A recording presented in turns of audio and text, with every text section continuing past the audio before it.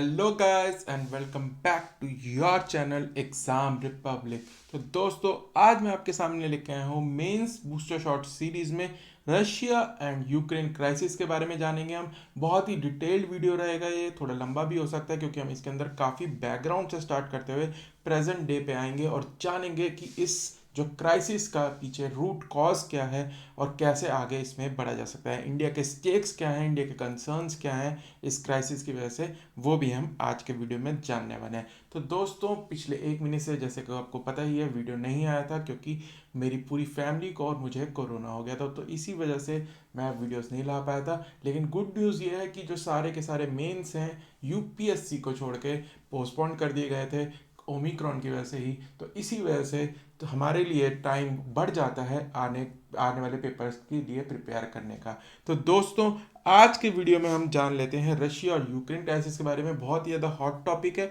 Exam में आने के लिए काफ़ी ज़्यादा स्कोप है इसका।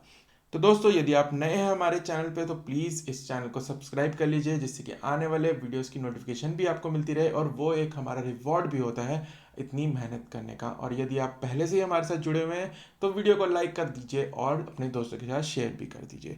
तो बिना टाइम वेस्ट किए आइए दोस्तों, शुरू करते हैं हम आज का ये वीडियो।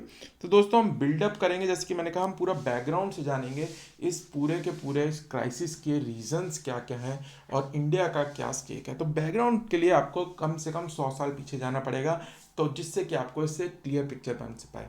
तो 1917 में जब रशियन रेवोल्यूशन किया गया था, उसके बाद जो कम्युनिस्ट सरकार आई थी, वहाँ पे कम्युनिस्ट रिपब्लिक बनाया गया था रशिया के अंदर। तो एक यूएसएसआर एक सुपर कम्युनिस्ट स्टेट के तौर पे उभर के आया था वर्ल्ड के नक्शे पे, और जिसके की हेड थे व्लादिमीर लेनिन। तो लेनिन ने इसकी स्थापना की थी union of Soviet socialist republics, जिसके अंदर की रशिया के साथ साथ प्रेजेंट डे की इंडिपेंडेंट और सॉवरेन कंट्रीज भी हैं काफ़ी सारी, जो कि 1991 में, कि जैसे कि हम आने के देखेंगे, कि डिसइंटीग्रेट कर दिया गया था। तो 1917 में ये बना था, आपको ये ध्यान रखना है, ठीक है। उसके बाद इसमें लेनिन ने रूल किया, स्टालिन जो थे उन्होंने बहुत लंबा रूल किया, एक टोटलिटेरियन स्टेट बना दिया गया था इसको, रशिया को। तो यूएसएसआर को माफ़ कीजिएगा। तो उसके बाद क्या हुआ, वर्ल्ड वॉर टू आई, और ये एक बहुत ही इंपॉर्टेंट टर्निंग पॉइंट था वर्ल्ड हिस्ट्री के अंदर भी और रशिया की हिस्ट्री के अंदर भी, क्योंकि रशिया जो है आफ्टर वर्ल्ड वॉर एक मेजर सुपर मिलिट्री पावर उभर के आया वर्ल्ड के अंदर यूएसए के साथ, क्योंकि यूरोप की सारी इकोनॉमीज काफ़ी डिस्ट्रॉय हो गई थी due to the war. Russia ही एक ऐसा देश था यूरोप में जो कि हिटलर के एसेशन को रोक पाया था, ठीक है। तो वॉर को जिताने का श्रेय जिसको कि कहा जाता है एलाइज को, उसको जाता है रशिया को, यानी कि यूएसएसआर को। तो उसके बाद एक कोल्ड वॉर शुरू हो गई, बाइपोलर वर्ल्ड बन गई, दो पोल्स बन गए, एक बन गया वेस्ट जो कि यूएस से जिसको लीड कर रहा था, एक बन गया ईस्ट जिसको कि रशिया हेड कर रहा था, ठीक है। इतना समझ में आता है। उसके बाद क्या हुआ, 1991 तक ये बहुत सही चलता रहा, लेकिन जब 1985 में मिखाइल गॉर्बेचॉव, आपने ये नाम सुना होगा, मिखाइल गॉर्बेचॉव जब 1985 में यूएसएसआर के प्रेसिडेंट बने, तो एक बहुत ही स्टेगनेंट इकोनॉमी थी, क्योंकि ये कम्युनिस्ट प्रिंसिपल से बनाई गई थी, कार्ल मार्क्स के। तो उस वजह से ये कैपिटलिस्ट इकोनॉमी जो कि वेस्ट की थी, यूके में या यूएस में, उनसे compete नहीं कर पाती और स्टैगनेंट इकोनॉमी एक बन गई थी यूएसएसआर, और बहुत बड़ा एरिया था इनके अंडर कंट्रोल में। तो ये अगला जो पॉइंट है, ये पूछा भी गया था एक बारी यूपीएससी के एग्जाम के अंदर, मेंस के अंदर, कि पेरिस्ट्रॉइका क्या है। पेरिस्ट्रॉइका एक गॉर्बेचॉव जो थे, उन्होंने दो पॉलिसीज को फॉलो करने के लिए कहा गया था, कि ग्लासोनॉस्ट को फॉलो करेंगे, यानी कि पॉलिटिकल ओपननेस, पॉलिटिकल ट्रांसपेरेंसी लाएंगे वो सरकार के अंदर, और पेरिस्ट्रॉइका एक इकोनॉमिक रीस्ट्रक्चरिंग करेंगे जिसके अंदर की प्राइवेट सेक्टर को भी वो अलाउ करेंगे रशिया के अंदर। तो इसके साथ साथ ये इन्होंने पॉलिसीज फॉलो की, और 1991 में लेकिन कुछ सिचुएशन ऐसी बनी कि उनको डिसइंटीग्रेट करना पड़ा यूएसएसआर को, यानी कि उसमें से अलग अलग जो रीजन्स थे वो अलग अलग इंडिपेंडेंट नेशंस बन के उभरे 25 दिसंबर 1991 के अंदर, ठीक है। तो इसमें क्या था, यूक्रेन जो था एक one of the most powerful independent nation या रिपब्लिक कह सकते हैं आप, बन के आया 1991 में, जिसमें कि वर्ल्ड के थर्ड हाईएस्ट न्यूक्लियर वेपन्स थे इनके पास। रशिया के पास थे, यूएसए के पास थे, और तीसरा नंबर आता था यूक्रेन का। तो इतनी स्ट्रांग पावरफुल मिलिट्री थी इनकी, इतना स्ट्रांग होल्ड था, इतनी पावरफुल रिपब्लिक बन के आए थे, ठीक है। फिर यूएसए और रशिया ने इनका डी न्यूक्लियराइजेशन शुरू कर दिया। डी न्यूक्लियराइजेशन मतलब इनसे न्यूक्लियर वेपन्स वगैरह ले लिए गए जिससे कि और कंट्रीज में ना फैलें ये। ठीक है, तो ये डी न्यूक्लियराइजेशन किया गया इनका। इसी से हमें पता चलता है कि इनके हिस्टोरिकल यूक्रेन के जो है लिंक्स हैं, कल्चरल लिंक्स हैं, लिंग्विस्टिक रशियन बोलते हैं यहाँ के लोग, और फेमिलियर लिंक्स हैं रशिया के। जो स्पेशली एल्डरली पॉपुलेशन है यूक्रेन की, वो रशिया को बहुत अच्छा मानती है और रशिया के साथ होना चाहती है। तो उनके अच्छे लिंक्स हैं, इसी वजह से ये मेजर रीज़न है रशिया के कॉन्फ्लिक्ट का, क्योंकि इनकी क्लोजनेस जो यूक्रेन की वो वेस्ट के साथ बढ़ती जा रही है। ठीक है, 2014 में क्या हुआ, रशिया ने एक पार्ट है, मैं आपको मैप पे भी दिखाऊंगा, ये क्राइमिया एक पार्ट है सदर्न यूक्रेन का जो कि ब्लैक सी पे आता है, वो 1991 में रशिया ने गिफ्ट कर दिया था यूक्रेन को जब वो इंडिपेंडेंट हुए थे। लेकिन 2014 में इसको वापस से एनेक्स कर लिया रशिया ने, और क्राइमिया जो है 2014 में पार्ट बन गया रशिया का, जो कि यूक्रेन को इससे बिल्कुल भी अब अच्छा नहीं लगा कि रशिया ने उनका एक पार्ट ले लिया। लेकिन ये जो 2014 में एनेक्सेशन हुई थी ये बहुत ही स्मूथ रही थी, क्योंकि इसके अंदर जो मेजॉरिटी जो थे यहाँ के जो लोग थे वो रशियंस थे और चाहते थे कि रशिया के साथ ही उनको रखा जाए, रशिया के साथ ही वो पार्ट बन जाए। तो इसीलिए जो उनका वहाँ पे नेवी भी थी उस समय, बिना किसी वॉर के वो ज्वाइन कर गई, डिफेक्ट कर गई रशिया की नेवी के साथ। तो इसी वजह से 2014 में बहुत आसानी से इन्होंने क्राइमिया पे कब्जा कर लिया था। लेकिन ईस्टर्न यूक्रेन का जो दो पार्ट थे, जो कि मैं आपको अगली स्लाइड में दिखाने वाला हूँ, डॉनबास रीजन जिसको कहा जा रहा है, जो कि प्रेजेंट डे यूक्रेन का ईस्टर्न पार्ट है, जिसके अंदर की बहुत अभी इंसर्जेंसी चल रही है, बहुत लड़ाई चल रही है रशियन इंसर्जेंट्स और यूक्रेन गवर्नमेंट के बीच में।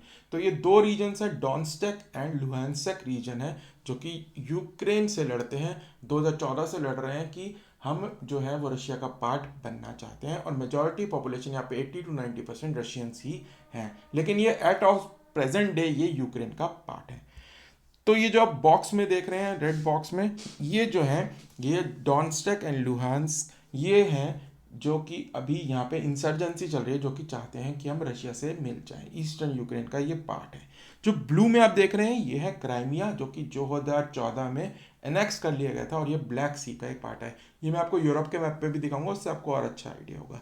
ठीक है, तो क्राइमिया ब्लू पार्ट जो आप देख रहे हैं ये एनेक्स हो चुका है, रशिया का पार्ट है। ठीक है, और जो रेड पार्ट है इसमें अभी भी इंसर्जेंसी चल रही है, और बाकी ये यूक्रेन के पार्ट है। अब आती है बात नेटो पे। तो बहुत से लोगों को पता होगा, तो जिनको पता है वो नेटो के बारे में वो स्किप कर सकते हैं, जिनको नहीं पता है वो डिटेल में देख सकते हैं ये।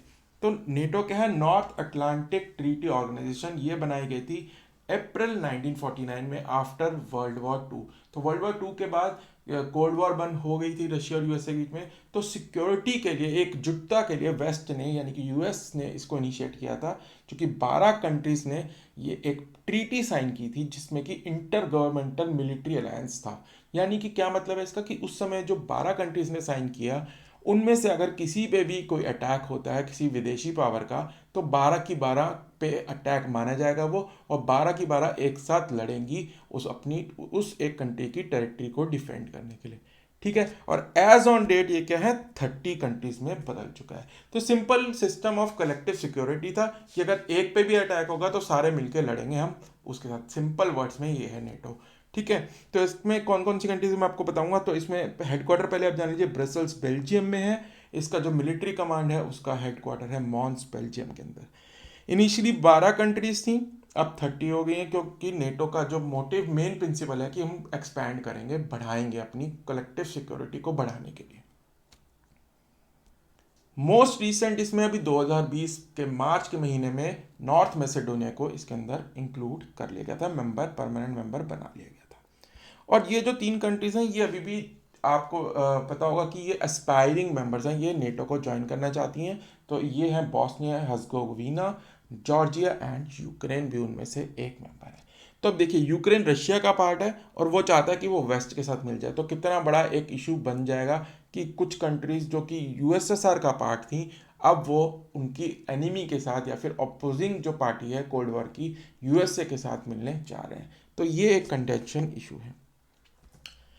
ठीक है, तो नेटो ने क्या करा है, जब भी यूरोप में ईस्टवर्ड एक्सपैंड करा है, मैं आपको मैप पे भी दिखाऊंगा कि पहले वेस्ट के जो नेशंस थे वही नेटो का पार्ट थे, जैसे कि यूके, फ्रांस, जर्मनी।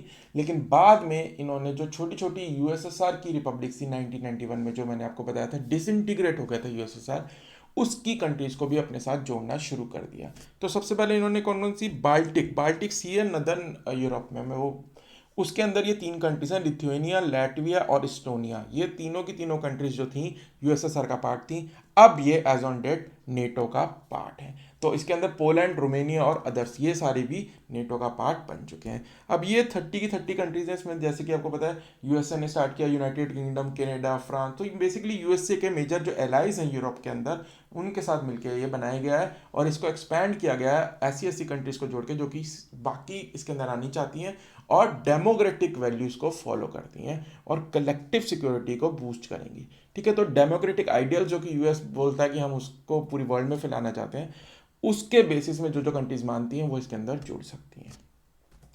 अब ये नेटो की वेबसाइट से ही लिया मैंने, नेटो एनलार्जमेंट के बारे में। ये क्या कहता है कि NATO membership is open to any other European state, कोई भी यूरोपियन स्टेट जो कि principles of the NATO treaty के बारे में जो प्रिंसिपल्स को मानता है और अपनी कलेक्टिव जो सिक्योरिटी है नॉर्थ अटलांटिक एरिया की उसको बूस्ट करने में विश्वास रखता है, इसका मेंबर बन सकता है। यानी कि एक ओपन डोर पॉलिसी है, आप वेलकम कर रहे हैं किसी भी कंट्री को, आप हमारे साथ आके जुड़ सकते हैं अगर आप हमारे प्रिंसिपल्स को मानते हैं, जिससे कि आपकी कलेक्टिव सिक्योरिटी बढ़ती है। ठीक है, तो कोई छोटा नेशन क्यों इसका पार्ट बनेगा, क्योंकि सिक्योरिटी भाई अगर कोई हम पे अटैक कर देगा तो यूएस आएगा हमें बचाने इस ट्रीटी के अकॉर्डिंग, तो तभी ये छोटी छोटी कंट्रीज इसके पार्ट बन गई थी। ठीक, अब हम जान लेते हैं कि रशिया का रीजंस क्या है, इस समय क्यों कर रहा है रशिया अटैक। तो मैंने आपको पहले बताया इनके हिस्टोरिकल कल्चरल पीपल टाइज हैं, क्योंकि यूएसएसआर के टाइम से चले आ रहे हैं। ठीक है, नेटो की एनलार्जमेंट पॉलिसी है कि जो छोटे छोटे जो रशिया का पार्ट थे या यूएसएसआर के पार्ट थे उन कंट्रीज को अपने साथ जोड़ना चाहता है। ब्लैक सी का सिग्निफिकेंस है बहुत ज़्यादा, इकोनॉमिकली भी है और बाकी सिक्योरिटी जियो पॉलिटिकल जहाँ पोजीशन है ब्लैक सी की वो भी इंपॉर्टेंट है, क्योंकि ये मेडिटेरेनियन सी को कनेक्ट करती है और मेडिटेरेनियन सी अटलांटिक ओशन को कनेक्ट करती है। तो ये बहुत ही इंपॉर्टेंट एक सिग्निफिकेंट रूट है, तो इसीलिए अपना रशिया जो है वो इस ब्लैक सी पे होल्ड टाइट करना चाहता है। यूक्रेन जो है वो बफर स्टेट है विद द वेस्ट। अब ये कैसे है, ये मैं आपको नेक्स्ट स्लाइड में दिखाऊंगा कि एक बफर का काम करती है। जैसे इंडिया और चाइना के बीच में छोटा सा नेपाल आ जाता है, वो हमारी जो दो स्ट्रॉन्ग पावर्स हैं उनके बीच में बफर का काम करता है नेपाल, उसी तरह से यूक्रेन जो है वो वेस्ट यानी नेटो और रशिया के बीच में एक बफर स्टेट का काम करता है। इकोनॉमिक सिग्निफिकेंस, अब रशिया क्या है, वो चाहता है कि यूरेशियन इकोनॉमिक कम्युनिटी है एक, जो कि एक फ्री ट्रेड एग्रीमेंट एरिया है जो कि रशिया ने बनाया है, जिसके अंदर की जो रशिया की स्टेट्स हैं जैसे कजाकिस्तान हो गया, उज्बेकिस्तान हो गया, उनको रखा है और उस एरिया में फ्री ट्रेड कराया जाता है। तो रशिया चाहता है यूक्रेन उसका पार्ट बन जाए और यूक्रेन नहीं चाहता उसका पार्ट बनना। और lastly North two Stream gas pipeline, इसका मैं आपको मैप दिखाऊंगा कि ये एक पाइपलाइन बन रही है रशिया टू जर्मनी डायरेक्ट, जो कि गैस को सप्लाई करेगी under sea from Russia to Germany. Russia जो है वर्ल्ड में एक लीडिंग गैस का और ऑयल का सप्लायर है, तो इसको सप्लाई करने के लिए एक नई नॉर्थ टू स्ट्रीम पाइपलाइन बन रही है। इससे क्या होगा कि अभी जो प्रेजेंट डे में गैस रशिया से यूक्रेन होते हुए जाती है पाइपलाइन के थ्रू वेस्टर्न यूरोप को, उसके अंदर जो यूक्रेन को लॉयल्टी मिलती है उस गैस पाइपलाइन की वो कम हो जाएगी, क्योंकि अब जो है वेस्ट को अगर यूक्रेन रशिया को गैस बेचनी है तो वो थ्रू नॉर्थ टू स्ट्रीम कर देगा। तो ये अंडर कंस्ट्रक्शन है और जब ये बन जाएगी तो जर्मनी को डायरेक्ट ये रशिया वाले बेच पाएंगे गैस, और लॉयल्टी जो है वो यूक्रेन की इसमें चली जाती है। तो इसलिए यूक्रेन भी थोड़ा एनॉयड है इस गैस पाइपलाइन से। अब आप देख लीजिए मैप में मैंने हाईलाइट कर रखा है, ये है भैया जो एरिया जहाँ पे लड़ाई के पूरे पूरे आसार बन रहे हैं, ये यूरोप का मैप है। और इसके अंदर जो हाईलाइटेड रेड एरिया है, इसके अंदर आप सेंटर में देख पाएंगे यूक्रेन है, नीचे उसके ब्लैक सी है, और यहाँ पे मैंने इसको अंदर आपको डिटेल में दिखाया था, ब्लैक सी के नीचे क्राइमिया जो है, और राइट साइड पे इसके अंदर है रशिया। तो जो वेस्ट साइड पे हैं ये वेस्टर्न नेशन हैं जो कि नेटो का पार्ट है। तो मैं आपको अगली साइड में दिखाता हूँ। अब आप इसमें क्लियरली देख सकते हैं, ये देखिए ये जो है Latvia, Lithuania, Poland, Hungary, Romania, Bulgaria, ये सारे के सारे नेशंस जो हैं ये नेटो का पार्ट है। ये है आपका रशिया सारा, ठीक है। ये आपने जो देखा है ये 2 नंबर से जो हाईलाइटेड है ये है क्राइमिया, जो कि 2014 में रशिया ऑलरेडी टेक ओवर कर चुका है यूक्रेन से, ठीक है। और ये ईस्टर्न यूरोप में जो 2 रीजन मैंने आपको दिखाए थे, डॉनबास रीजन जो कि रशिया से मिलना चाहते हैं। अब बेलारूस जो है वो रशिया के साथ है। रशिया ने एक 1991 के बाद एक 1995 में आई थिंक CSTO बनाई थी, कलेक्टिव सिक्योरिटी ट्रीटी नेटो की तरह ही एक बनाई थी, जिसके अंदर की जो कॉमनवेल्थ ऑफ इंडिपेंडेंट स्टेट्स हैं, यानी कि जो रशिया के जो डिसइंटीग्रेटेड कंट्रीज बनी थी जो नई, उनको एक कलेक्टिव सिक्योरिटी के लिए नेटो की तरह एक मिलिट्री अलायंस बनाया था। तो बेलारूस उसका पार्ट है, तो ये रशिया का एलाई है, ठीक है। और यूक्रेन जो है ये बफर स्टेट है, ये ना तो सीएसटीओ का पार्ट है या ना नेटो का, पर ये जाना चाहते हैं नेटो के साथ। तो ये अभी प्रेजेंट डे में तो बफर स्टेट है रशिया के बीच में और नेटो के बीच में। लेकिन अगर ये चले गए नेटो के साथ, तो जो ये बफर स्टेट की नेटो की लाइन यहाँ थी वो आ जाती है यहाँ पे। तो इससे कहता है रशिया हमारी इंटरनल सिक्योरिटी को थ्रेट है। इस वजह से भी मेजर रीजन है कि रशिया चाहता है कि उनको एश्योरेंसेस दी जाएं रिटर्न में कि वो जो है यूक्रेन जो है उस नेटो का पार्ट कभी भी नहीं बनेगा, ठीक है। ये है नॉर्थ टू स्ट्रीम पाइपलाइन। अब ये बाल्टिक सी के अंदर से आप देख सकते हैं रशिया से जर्मनी एक अंडर ओशन एक पाइपलाइन डल रही है, जो कि प्राइवेट इन्वेस्टमेंट है, ठीक है। इसके थ्रू गैस दी जाएगी रशिया टू जर्मनी डायरेक्टली। और जो पहले जैसे कि आपको मैंने बताया कि पहले जो यूक्रेन के थ्रू आती थी जिससे कि यूक्रेन को लॉयल्टी मिले, वो इनको मिलना बंद हो जाएगी। तो इस वजह से भी यूक्रेन नाराज है। अब आते हैं हम इसके अंदर इंडिया के क्या क्या स्टेक्स हैं, इसके अंदर इंडिया क्यों परेशान है, इंडिया का क्या स्टैंड होना चाहिए, ठीक है। तो सबसे पहली बात आपको समझनी है कि 2014 में जब रशिया ने क्राइमिया को एनेक्स किया था या टेक ओवर किया था, तब जो है इंडिया ने कंडेम नहीं किया था रशिया के इस एक्शन को, जबकि वर्ल्ड की ज़्यादातर पावर्स ने कंडेम किया था। वैसा क्यों है? क्योंकि जो रशिया है वो एक हमारा ऑल वेदर फ्रेंड है, एक बहुत पुराना एलाई है जो संकट के समय में हमेशा हमारी हेल्प करता है। तो इसलिए इंडिया ने लो प्रोफाइल रखा था और इनका कंडेमेशन नहीं किया था उस समय, ठीक है। सेकेंडली क्या है कि इकोनॉमिक स्टेक्स हैं इसके अंदर, कि रशिया जो है वो गैस और ऑयल के अंदर एक बहुत ही लीडिंग प्लेयर है वर्ल्ड के अंदर। फर्स्ट नंबर पे गैस पे है और ऑयल में आई थिंक सेकंड नंबर पे है, ठीक है। तो जब वॉर हो जाएगी अगर, तो ऑयल और गैस की सप्लाई वर्ल्ड के अंदर कम हो जाएगी, उस वजह से जो है ऑयल और गैस के जो प्राइसेस हैं वर्ल्ड की मार्केट में बढ़ जाएंगे। और आपको पता ही है इंडिया 85% इंपोर्ट करता है अपनी ऑयल नीड्स को, तो उस वजह से इंडिया की जो बैलेंस ऑफ ट्रेड है उस पर बहुत ज़्यादा इफेक्ट पड़ने वाला है अगर वॉर हो जाती है। और दूसरा, इंडिया का जो ट्रेड है यूरोप से वो भी इफेक्ट होगा। कैसे? जब सारी की यूरोप की वेस्टर्न यूरोप की कंट्रीज लड़ाई में लग जाएंगी तो उनकी इकोनॉमीज हर्ट होंगी, तो उस वजह से हम ट्रेड पे भी उन पर इफेक्ट पड़ेगा। नेक्स्ट क्या है? जियोपॉलिटिकल। जियोपॉलिटिकल क्या है कि अब इंडिया को चूज करना पड़ेगा। अगर लड़ाई हो गई तो इंडिया को यूएन जैसे फोरम में, अब हमें ये जरूरी नहीं है कि वॉर करने जाए इंडिया, यूएन जैसे फोरम में हमें या तो वेस्टर्न पावर्स के साथ खड़ा रहना पड़ेगा या रशिया के साथ खड़ा रहना पड़ेगा। तो ये बहुत ही ट्रिकी सिचुएशन हो जाएगी इंडिया के लिए, ठीक है। कास्टा सैंक्शंस, यूएसए का एक एक्ट है कास्टा, उसके अकॉर्डिंग ये एडवर्सरीज पे अपने सैंक्शंस लगा सकते हैं, इकोनॉमिक सैंक्शंस लगा सकते हैं। तो उसके अंदर ये रशिया कह रहा है, अमेरिका कह रहा है कि हम रशिया पे सैंक्शंस लगा देंगे, तो जिसकी वजह से जो S-400 डील है हमारी या डिफेंस डील्स हैं अदर जो हमारी बची हुई रशिया के साथ, वो इफेक्ट होना तय है। और चाइना बैठा है रेडी बिल्कुल रशिया को सपोर्ट करने के लिए। अगर वॉर होती है तो चाइना पूरा सपोर्ट करने वाला है रशिया को। और इस वजह से अगर रशिया देखेगा कि चाइना हमारे पूरा सपोर्ट कर रहा है और इंडिया जो है वो न्यूट्रल पाथ कर रहा है, तो जो बैलेंस है रिलेशन का इंडिया का रशिया का और इंडिया और चाइना का, वो हर्ट हो सकता है। उस इक्वेशन में हम ट्रिकी सिचुएशन में आ जाएंगे। और लास्टली इंडिया डायस्पोरा और इंडिया स्टूडेंट्स। इंडिया के जो स्टूडेंट्स हैं वहाँ पे आपको पता ही है रशिया में मेडिकल एजुकेशन सस्ती है, तो मेजॉरिटी डॉक्टर्स जो हैं वो रशिया में जाते हैं हमारे स्टूडेंट्स वहाँ पे एमबीबीएस करने। तो उस वजह से जो हमारा वहाँ पे डायस्पोरा अराउंड 20 to 25,000 डॉक्टर्स हैं हमारे वहाँ पे जो ट्रेनिंग ले रहे हैं स्टूडेंट्स, तो वो हमारे इफेक्ट होंगे अगर वॉर होगी। उनको वापस लाना भी एक चिंता का विषय बन जाएगा। तो क्या करना चाहिए इंडिया को? तो आपको पता ही है हम रशिया से तो पंगा ले नहीं सकते, रशिया हमारा ओल्ड फ्रेंड है, तो हमें उसे हमेशा सपोर्ट करना ही चाहिए।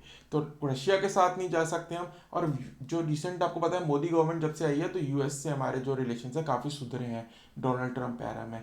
तो दोनों हमें बैलेंस करके चलना पड़ेगा और ये बहुत ही ज़्यादा एक डिफिकल्ट टास्क होने वाला है हमारे डिप्लोमेट्स के लिए। तो ये न्यूट्रल पाथ फॉलो करनी है हमें, डी एस्केलेशन होनी चाहिए बहुत जल्दी, ये पीसफुल रेजोल्यूशन होना चाहिए इसका, इसके अंदर बातचीत के जरिए ही इस मुद्दे को सुलझाना चाहिए। और इसके लिए क्या होगा? इनिशियली आपको नेटो को एश्योरेंस देना पड़ेगी कि हम यूक्रेन को अपने साथ नहीं जोड़ेंगे, ओपन डोर पॉलिसी को रिकंसिडर करना पड़ेगा। तभी जाके ये इमीडिएट डी एस्केलेशन हो सकती है इन प्रेजेंट केस। तो डी एस्केलेशन कीजिए और टेबल पे आइए, रशिया से बात कीजिए और उनके कंसर्न्स को, जो कि सिक्योरिटी कंसर्न्स हैं दोनों साइड्स के, वो दोनों के दोनों डिस्कस करें और सॉर्ट आउट करें। ये बहुत ही डिफिकल्ट प्रोसेस होगा, बहुत ही लंबा प्रोसेस होगा, पर ये वॉर जो है वो किसी के हित में नहीं होगी, क्योंकि रशिया भी हिट होगा इसे सैंक्शंस की वजह से, और यूक्रेन तो तबाह होगा ही होगा, क्योंकि वॉर जो है वही उनकी ज़मीन पे ही लड़ी जाएगी। और यूएसए को भी लॉस ही होगा, क्योंकि उनको भी पैसा फंड करना पड़ेगा नेटो एलाइज को इस वॉर के अंदर। तो ऑल इन ऑल ये एक सबके लिए बेनिफिशियल है कि वॉर को रोका जाएगा और इमीडिएट डी एस्केलेशन इस मुद्दे की होनी चाहिए। तो ये वे फॉरवर्ड में आप लिख सकते हैं। तो दोस्तों ये था एक हमारा आज का वीडियो मेंस बूस्टर सीरीज में, जिसमें कि हमने यूक्रेन और रशिया के जो क्राइसिस हैं उसके बारे में जाना। बहुत ही डिटेल्ड वीडियो बनाया मैंने आपके लिए, जिससे कि आप हर एस्पेक्ट पे इसको कवर करने की कोशिश की है। यदि वीडियो यहाँ तक देखा है दोस्तों तो पसंद ज़रूर आया होगा। तो दोस्तों एक लाइक कर दीजिए, नए हैं चैनल पे तो सब्सक्राइब कर लेना और बेल आइकन को हिट कर लेना, जिससे कि आने वाले ऐसे ही वीडियोस की नोटिफिकेशन आपको टाइमली मिलती रहेगी। तो दोस्तों अब हम मिलेंगे अगले वीडियो में, तब तक के लिए bye bye and happy learning.